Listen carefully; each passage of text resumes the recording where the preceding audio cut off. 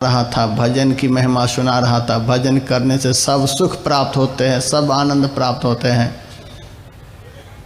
पिता से पुत्र को, पुत्र से पिता को, भाई से भाई को दुख हो सकता है, संभव है, लेकिन भजन करने से भक्त को कभी दुख हो यह संभव नहीं है। हम ऐसा सुनाया, एक माई बीच में उठकर खड़ी हो गई, आप क्या दलील दे रहे हो? भजन करने से सब दुख खत्म हो जाता है। 40 साल से भजन कर कर के घिस गई, आज तक हमारा दुख खत्म नहीं हो रहा है, बढ़ता ही चला जा रहा है। तो कहते हो सारा दुख खत्म हो जाता है।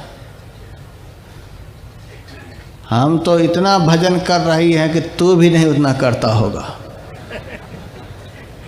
मेरे से कह दिया। मैंने कहा माई तू किस तरह से भजन करती है जो तुम्हारा दुख मिटता नहीं?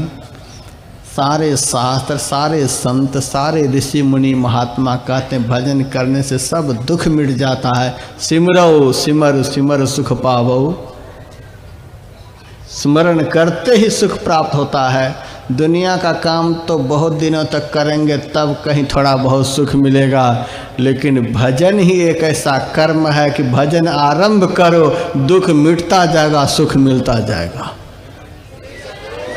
सिमरो सिमर सिमर सुख पावो। किस तरह से भजन करती है सुनो, मैं किस तरह से भजन करती हूँ। 4 बजे सुबह उठ जाती हूँ, ठंडे ठंडे पानी से स्नान कर लेती हूँ।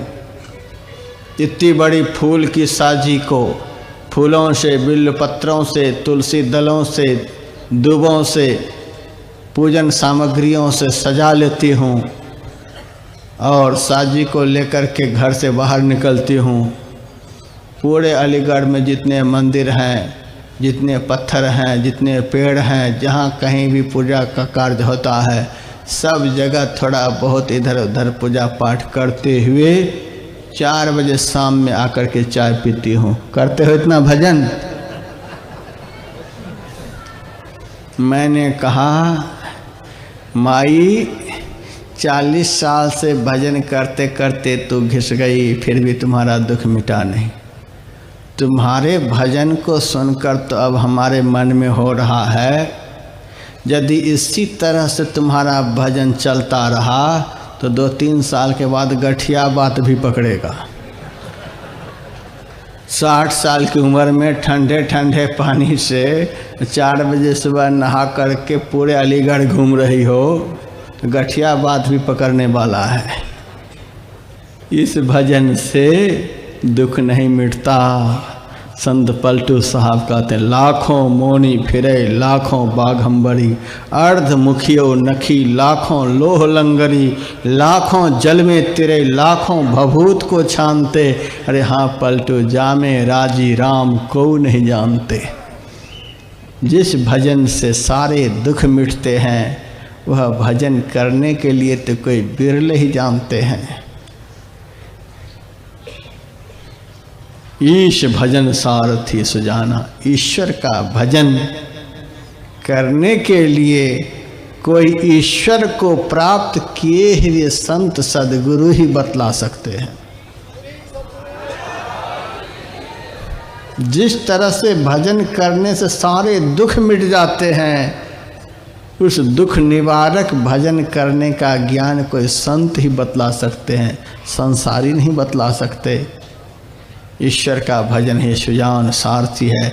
विरत चर्म संतोष कृपाना, भगवान ने कहा वैराग्य ही ढाल है, संतोष ही तलवार है।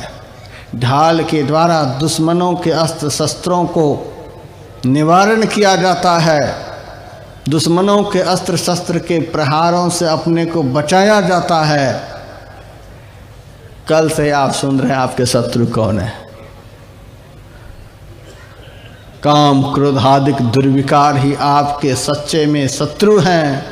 कभी भक्त के जीवन में काम का प्रहार होता है, क्रोध का प्रहार, लोभ का प्रहार, मोह का प्रहार, ये सारे दुर्विकार भक्त के ऊपर मौका पा करके प्रहार करते रहते हैं और इन प्रहारों से भक्त निरंतर प्रताड़ित होते रहते हैं। भगवान कितना अच्छा संकेत देते हैं, वैराग्य ही ढाल है। जैसे ढाल के द्वारा दुश्मनों के प्रहारों को रोका जाता है, वैसे ही संसार के समग्र भोगों से जिसके मन में वैराग्य हो गया, उनका कोई भी विकार कुछ भी नहीं बिगाड़ सकता। भोगियों के ऊपर ही विकारों का प्रहार होता है और भोगी उससे प्रताड़ित होते हैं, लेकिन सच्चे वैराग्यवान पुरुष किसी भी विकारों से प्रताड़ित नहीं होते। मन में संसार के भोगों से वैराग्य हो जाए, इसको वैराग्य कहते हैं।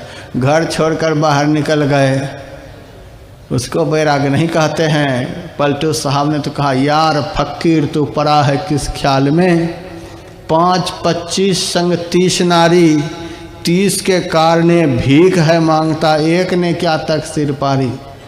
दास पलटू कहे खेल यह ना बदो, जब छुटे 30 तब छोर प्यारी।